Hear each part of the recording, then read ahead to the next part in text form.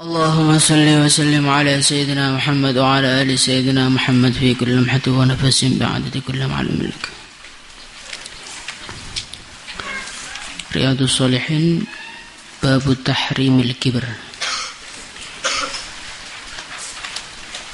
Hadis 612. Bismillahirrahmanirrahim. وعن عبد الله بن مسعود رضي الله عنه عن النبي صلى الله عليه وسلم قال: لا يدخل الجنة, tidak masuk surga, man orang kana yang ada fi qalbihi, di dalam hati orang tersebut, mithqalu dzarratin, seberat atom. Dzarrah itu partikel terkecil. Min kibrin, dari kesombongan. Faqala, maka mengatakan rajulun, seorang laki-laki, innar rajula, sesungguhnya seorang laki-laki, yuhibbu, dia mencintai, ayyakuna, adanya, thawbuhu, baju dia, hasanan, bagus, wa na'luhu, dan sendalnya, hasanan, bagus. Sebagaimana dengan orang yang suka bajunya bagus, ya Rasulullah? Apakah itu termasuk sombong? Qala, maka baginda Nabi Muhammad sallallahu alaihi wasallam, beliau bersabda, Inna Allah, sesungguhnya Allah, jamilun, maha indah, yuhibbu, Allah mencintai, al-jamala, keindahan. Maksudnya orang pakai baju yang bagus itu tidak berarti dia ini orang yang sombong. Al-kibru, kesombongan itu, batrul haqqi, adalah menolak kebenaran, wa ghamtun nasi, dan meremehkan manusia.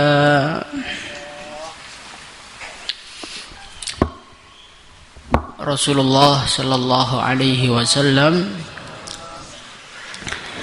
beliau menyampaikan kepada kita satu perkara yang sangat-sangat penting untuk kita perhatikan. Beliau bersabda, la yadkhulul jannah, tidak masuk surga.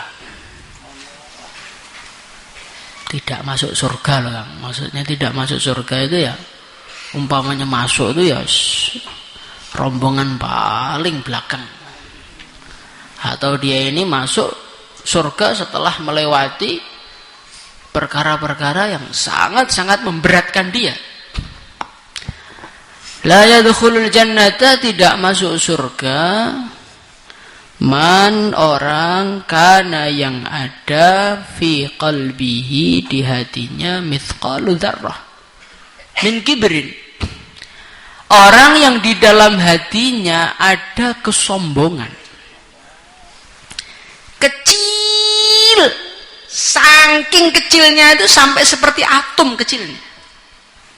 Seperti atom itu sudah cukup untuk menghalangi dia dari masuk surga.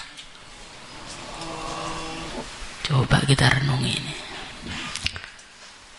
Jadi kesombongan ini adalah perkara yang sangat-sangat membahayakan kehidupan seorang manusia di akhirat sana.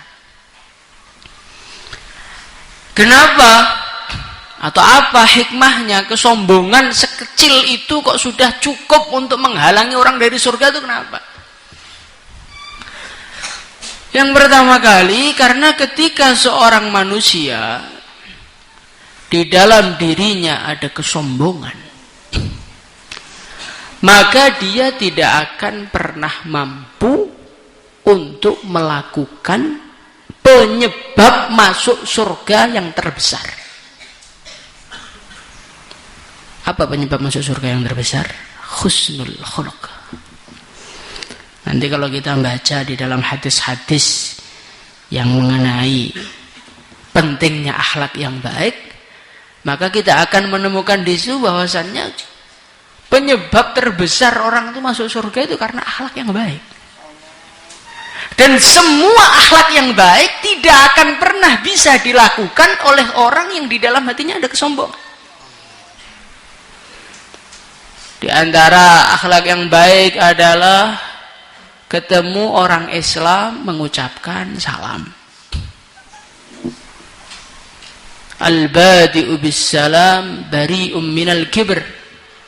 Orang yang memulai salam dia akan selamat dari penyakit kesombongan. Akhlak yang baik. Tapi ketika di dalam hati kita ini ada rasa kiber, rasa sombong, rasa merasa lebih baik daripada orang lain, itu ketemu orang mulai salam dulu tuh gengsi. Saya kan kelasnya lebih tinggi, Pak. Gengsi dong kalau saya mulai salam dulu. Menyapa dulu gengsi saya. Rasulullah sallallahu alaihi wasallam beliau bersabda, la tahqiranna minal ma'rufi syai'a walau an talqa akhaka biwajhin talaq. Jangan pernah meremehkan kebaikan walaupun kebaikan itu berupa berjumpa dengan saudara muslimnya dengan keadaan wajah yang berseri-seri. Wajah yang berseri-seri itu kan mudah, ya gak? Mudah, ringan, murah, nggak perlu biaya. Tetapi ini berat, dilakukan oleh orang yang sombong berat. Nanti kalau saya senyum duluan, Pak, saya dianggap seperti orang murahan, seperti orang yang nggak punya harga diri. Maka saya harus jual mahal. Gayanya diam dengan pandangan tatapan yang berwibawa. Neraka kan neraka. Semua akhlak yang baik nggak akan bisa diwujudkan oleh orang-orang yang di dalam hatinya ada kesombongan. La yu'minu ahadukum hatta yuhibba li akhihi ma yuhibbu li nafsihi. Baginda Nabi beliau bersabda, seorang manusia tidak akan sempurna imannya sebelum dia ini mencintai untuk saudaranya apa yang dia cintai untuk dirinya. Kalau dia senang dimuliakan, maka dia harus senang saudara muslimnya dimuliakan. Kalau dia ingin menjadi santri yang paling pintar, maka dia juga harus ingin saudara muslimnya bisa menjadi orang paling pintar. Dan ini nggak bisa dilakukan oleh orang yang sombong. Karena orang itu kalau dalam hatinya ada kesombongan, merasa lebih baik dari orang lain, dia tidak akan pernah ingin orang yang menyaingi dia ataupun mengungguli dia. Maka hadis ini nggak akan bisa diamalkan. Maka sombong itu perkara yang sangat-sangat menghalangi orang masuk surga, karena semua akhlak nggak bisa dia wujudkan dan semua akhlak buruk akan dia lakukan. Dia akan iri kepada orang lain, dia akan menggunjing orang lain, dia akan menjelek-jelekkan orang lain, karena menurut dia dengan tanpa menjelekkan orang lain nanti orang lain bisa setara dengan dia. Maka saya berusaha orang lain harus di bawah saya, harus serendah mungkin. Ada orang yang dimuliakan melebihi saya atau setara dengan saya. Saya adalah yang terbaik, saya adalah yang terhebat. Tahu orang pertama sombong, qala ana khairum min. Itulah gurunya orang sombong. Jadi kalau dalam hati kita ini ada sebiji darah dari kesombongan saja, ya wajar kalau nggak bisa masuk surga, karena nggak akan bisa amal dengan baik. Itu yang pertama. Kemudian yang kedua, seorang manusia itu kalau dia sombong, maka dia ini berarti telah melakukan, merebut sesuatu yang hanya boleh bagi Allah. Allah Subhanahu wa ta'ala berfirman di dalam hadis qudsi. Allah menyampaikan, wal kibriya uridai. Kesombongan itu adalah selendangku, kata Allah. Jadi yang boleh sombong di alam semesta hanya satu. Siapa itu? Allah Subhanahu wa ta'ala. Karena dialah yang mempunyai segalanya, yang maha hebat dengan sebenarnya, yang maha tahu dengan sebenarnya, yang maha kuat dengan sebenarnya, yang maha mulia dengan sebenarnya. Siapa? Allah. Maka yang berhak sombong siapa? Allah. faman naza'ani fihi ma 'adzabtuh. Maka siapa yang berani-berani berdebat, menarik, mengambil kesombongan itu dari aku akan menyiksa dia. Jadi orang sombong itu ibaratnya seperti seorang raja yang dia sedang memakai mahkotanya. Kemudian kita datang, kita rebut mahkota itu dan kita pakai di kepala kita dan kita muter-muter di kota, saya adalah raja yang terbaru. Kira-kira orang seperti ini layak dihajar apa tidak? Layak dihilangkan dari muka bumi. Begitu juga ketika seorang manusia di dalam hidupnya ini ada rasa sombong. Ada rasa kesombongan walaupun sebiji dzarrah, artinya dia ini telah mencoba-coba mengambil alih sesuatu yang hanya boleh bagi Allah. Lah orang kok berani-berani dengan pencipta alam semesta yang menciptakan langit, menciptakan bumi. Ya maka sangat layak dia ini tidak masuk surga. Maka bagaimana kita ini usaha untuk menghilangkan sifat sombong. Insyaallah ya. Sombong itu apa atau sombong itu? Sombong itu adalah merasa diri kita ini lebih baik dari orang lain. Selagi di dalam hati kita masih ada rasa saya lebih baik dari orang lain, maka kita ini masih dikategorikan sebagai orang sombong dan tawadhu tidak akan pernah kita miliki derajatnya. Suatu ketika seorang sahabat ditanya, hal arafta mat tawadhu? Tawadhu, apakah engkau tahu apakah arti dari tawadhu? Maka beliau mengatakan, at-tawadhu an takhruja min baitika, engkau keluar dari rumah kamu, walaqaital muslimin, dan engkau berjumpa dengan orang Islam, wa ra'aita lahu fadlan 'alaik, dan engkau merasa orang tersebut lebih baik daripada saya. Jadi kalau ada di muka bumi ini seorang saja yang menurutmu lebih rendah dibandingkan kita, maka saat itu derajat tawadhu diangkat oleh Allah, derajat sombong, kok derajat sombong? Sifat sombong dimasukkan di dalam hati kita. Berarti kalau kita pikir-pikir, kita ini termasuk orang sombong, Pak. Nggak usah dipikir, itu sudah jelas itu. Nggak usah dipikir, itu adalah sudah suatu perkara yang telah menancap di dalam hati kita yang harus segera kita hilangkan. Nah, bagaimana cara menghilangkannya? Ya kita harus melihat dulu kapankah orang itu bisa sombong. Al-Imam Al-Ghazali rahimahullah ta'ala beliau mengatakan di dalam kitab Ihya, orang sombong itu biasanya loh ya, dia itu karena memiliki salah satu dari 7 perkara. Orang itu bisa sombong biasanya yang pertama karena punya harta. Maka kita lihat orang yang bertindak semena-mena di dunia, berani marah, berani itu, kenapa? Karena dia merasa punya harta. Ketika orang itu merasa punya harta, dia merasa lebih tinggi dibandingkan orang lain. Ketika merasa lebih tinggi dibandingkan orang lain, jadilah dia orang sombong. Atau yang kedua, merasa banyak pengikutnya. Ini juga termasuk sumber kesombongan. Yang ketiga, kata Imam Ghazali, termasuk penyebab orang itu sombong adalah al-jamal, merasa lebih tampan dibandingkan orang lain, atau merasa lebih cantik dibandingkan orang lain. Wahada, Imam Ghazali mengatakan, yajri aktsaruha fin nisa. Merasa lebih cantik, merasa lebih tampan itu biasanya berlaku di kalangan para wanita. Ini kata Imam Ghazali, ya laki-laki juga banyak yang seperti itu. Maka kita lihat, orang itu kalau merasa ganteng, maka dia akan menjadi seorang manusia yang sombong. Lah sombong itu apa? Batrul haqqi wa ghamtun nas. Dia akan menolak kebaikan dari siapa saja. Dan yang nasihati kok mukanya jelek. Apa omongan kamu gak bermutu? Kamu tuh siapa? Gak laku nikah aja loh. Dinasihati gak bisa.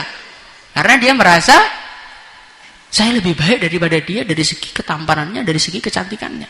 Maka jarang di dunia ini kita cari orang cantik, pinter ngaji, akhlaknya bagus. Itu bisa dihitung dengan jari. Kenapa? Karena ketika orang itu sudah merasa cantik, Badrul Haq, semua kebaikan itu setolak semua. Akhirnya gurunya kalau nggak ganteng, nggak cantik, setolak kabeh. Nah, akhirnya ulah gak iso ngaji. Tapi kalau yang jelek-jelek itu biasanya pinter-pinter. Kamu cari yang jelek aja. Kemudian di antaranya penyebab orang sombong itu apa? Di antaranya penyebab orang sombong itu ketika dia ini mempunyai nasab yang tinggi. Ana fulanun ibnu fulan, wa anta ibnu man. Saya ini loh, nasab saya ini, anaknya ini, bapak saya ini, seorang ini. Lah kamu tuh anaknya siapa? Berani ngomongi saya, berani teriak-teriak di depan saya, gak pangkatnya le. Itu, sombong itu ya seperti itu. Kemudian diantaranya lagi, penyebab orang itu sombong adalah ketika dia merasa amal dia lebih banyak dibandingkan amal orang lain. Nah, ini adalah sesuatu yang sangat-sangat bahaya.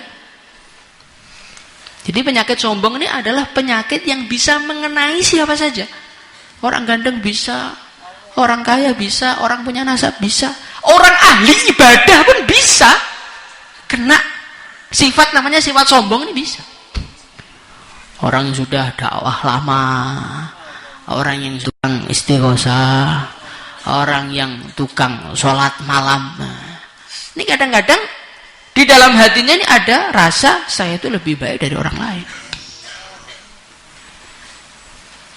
Kadang-kadang dia tidak sampai terus terang saya lebih baik dari orang lain, itu tidak. Imam Al-Ghazali mengatakan ketika engkau melihat orang lain, kemudian engkau itu merasa orang lain itu lebih perlu diselamatkan dibandingkan kita. Istilahnya orang dakwah itu risau umat. Risau Pak, di kampung saya ini banyak orang-orang yang belum sholat. Orang yang jauh dari Allah SWT. Kalau saya sih nggak perlu dirisaukan, saya kan udah dekat. Nah, itu sombong itu. Nah, itu adalah sombong yang terbesar ya seperti itu. Maka Rasulullah SAW beliau bersabda, apabila ada seorang mengatakan halakan nas fa huwa ahlakuhum. Kalau ada orang ngomong manusia rusak kabeh, dialah yang paling rusak.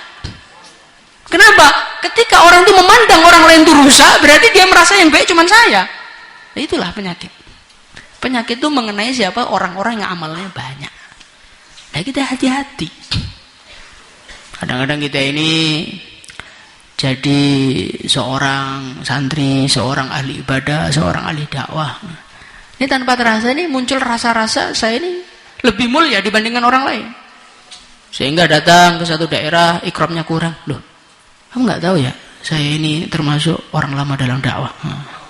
Orang lama dalam dakwah itu harus hotel. Kalau cuman alas-alas seperti ini nggak ada itu namanya. Nggak ikram tuh. Nah ini kesombongan ini. Kemudian yang tertinggi adalah penyebabnya orang itu sombong adalah ketika dia merasa lebih alim daripada orang lain. Nah, ini santri-santri yang calon ulama ini hati-hati nih. Karena ketika orang itu sudah merasa lebih alim daripada orang lain, saat itulah akan muncul keburukan-keburukan dari diri kita. Maka dikatakan afatul ilm al-khuyala. Di antara bahayanya ilmu itu adalah munculnya kesombongan di dalam hati kita. Maka harus berhati-hati betul. Ngaji bertahun-tahun. Pulang-pulang lihat orang nggak sholat, kita langsung anggap sekalian neraka itu. Kalau dia nggak ngaji sama saya, jadi apa dia itu? Nah itu termasuk kesombongan yang membahayakan. Maka sampai ulama itu mengatakan orang ahli maksiat yang dia ini merasa dosa, merasa rendah, lebih baik daripada ahli ibadah, tetapi dia itu merasa lebih baik daripada orang lain. Maka di zaman Bani Israel ini ada seorang ahli maksiat. Dia ini datang ke salah satu Bani Israel yang sudah jadi ahli ibadah dan ulama. Saya pengen dekat sama orang soleh, biar hati saya bersih, biar dekat sama Allah. Lah orang soleh itu didatangi orang kotor tadi itu merasa jijik. Orang jelek kayak gini, nggak pernah sholat, nggak pernah ibadah, kok dekat-dekat saya, risih saya. Maka Allah mengatakan kepada malaikat, "Hei malaikatku, ampunilah orang yang ahli maksiat tadi dan masukkan ke neraka orang yang tukang ahli ibadah tadi." Jadi kadang-kadang orang-orang jelek itu dekat sama kita, husnudzon sama kita, ingin mendapatkan kebaikan dari kita, akhirnya Allah penuhi husnudzon mereka. Lah kita ini dekat sama mereka, merasa saya emang layak dihormati, saya emang layak ditanya ilmu, saya emang layak disowani, saya emang layak diciumi tangannya, saya emang layak diminta suuknya. Nah, saat itulah kita ini orang lain melakukan takarrub kepada Allah lewat kita, tetapi kita menjauh dari Allah gara-gara mereka. Maka sifat sombong itu harus kita bersihkan betul-betul, total 100% dari hati kita, insyaallah ya. Nah, bagaimana biar sifat sombong itu hilang? Yang pertama, pemahaman kita itu diluruskan dulu. Orang itu kan merasa sombong karena merasa punya ilmu, merasa sombong karena merasa amalnya banyak, merasa sombong karena nasabnya tinggi, merasa sombong karena dia punya kekuatan di atas orang lain, merasa sombong karena dia lebih tampan atau lebih cantik dari orang lain, merasa sombong karena pengikutnya lebih banyak, merasa sombong karena apa lagi itu. Nah itu dia. Nah, maka rasakan di dalam hati semua yang kita sombongkan itu bukan milik kita. Milik siapa? Allah. Milik Allah Subhanahu wa taala. Kita ini siapa toh? Kita ini hanyalah setetes air mani, mani yang menjijikkan. Warnanya budek, gilani, itulah kita. Yang katanya paling ganteng, yang katanya followernya paling banyak, yang katanya sekarang bunga desa, bunga pondok, bunga busuk lah, bunga apa. Kita itu siapa? Kita ini hanya setetes air mani. Dan semua yang kita banggakan itu adalah titipan dari Allah. La ta'lamuna syai'a. Allah mengatakan, engkau itu ketika lahir ke dunia la ta'lamuna syai'a. Olah-olah gak jawab apa-apa. Siapa kita ini? Apa ada bayi lahir langsung ngaji Bukhari, ngaji? Kan nggak ada. Kadang-kadang udah megang Bukhari aja nggak bisa cara bacanya. Tapi sombongnya masih Masya Allah. Nah ini coba kita renungi. Kecerdasan kita bukan dari kita. Ketampanan kita juga bukan dari kita. Kekuatan kita juga bukan dari kita. Semua itu titipan Allah. Yang mana Allah kuasa menghilangkan semua itu dalam waktu sedetik, kurang 1 detik pun Allah kuasa. Kita membanggakan keilmuan kita, Allah masukkan gila, hilang akal, wes langsung edan saknaliko, kitabnya lupa semua, naudzubillah Qurannya lupa semua. Banyak kan seperti itu. Diceritakan di Yaman itu ada seorang santri. Dia ini saking pinternya itu sampai agak sombong sama gurunya. Sehingga suatu ketika dia ini nggak hadir ngaji. Maka ditanya gurunya, loh, fulan bin fulan mana? Kok nggak hadir ngaji? Anu Syekh, ngisi pengajian. Loh, kok nggak pamit? Oh, ilmunya ketinggalan di sini, kata gurunya. Pas di atas mimbar itu semua datanya, apalannya, materinya yang disiapkan hilang semua dan gak balik selama-lamanya. Coba. Jadi kalau Allah SWT ingin menghilangkan kepintaran kita, kepandaian kita dalam berbicara, Allah SWT kuasa dalam 1 detik hilang kabeh.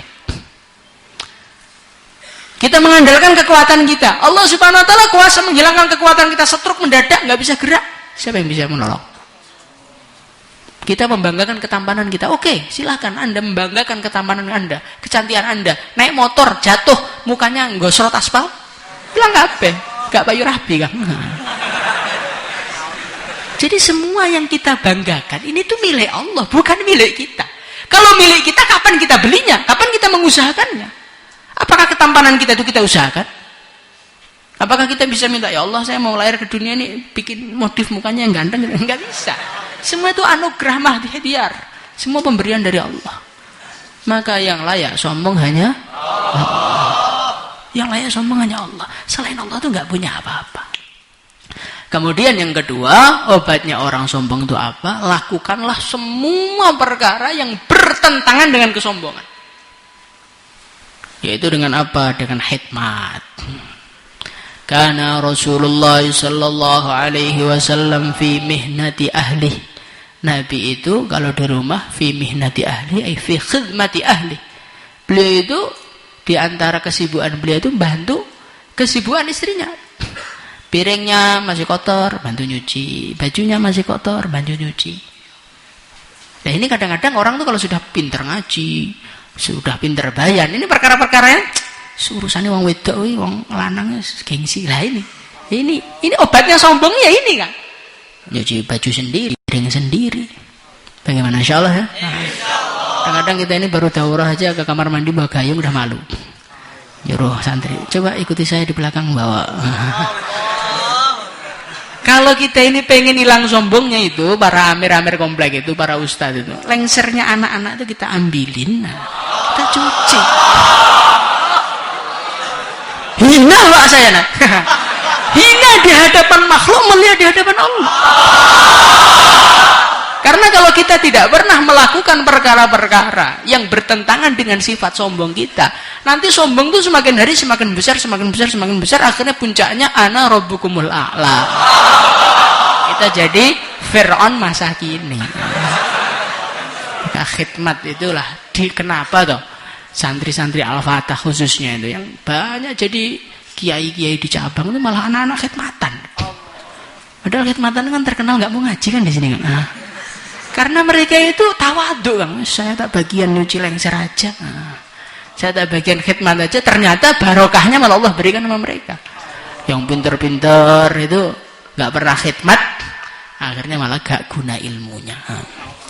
Maka bagaimana santri biasakan khidmat, insyaallah ya. Kalau belum bisa khidmat minimal jangan merepotkan orang lain. Buang sampah sembarangan, baju tidak dilipat, alas tidak dilipat itu kita itu menjadikan orang lain untuk khidmat kepada kita. Nah ini malah perkara yang sangat membahayakan. Untuk perkara-perkara yang membuat kita hina ini kita kerjakan semua.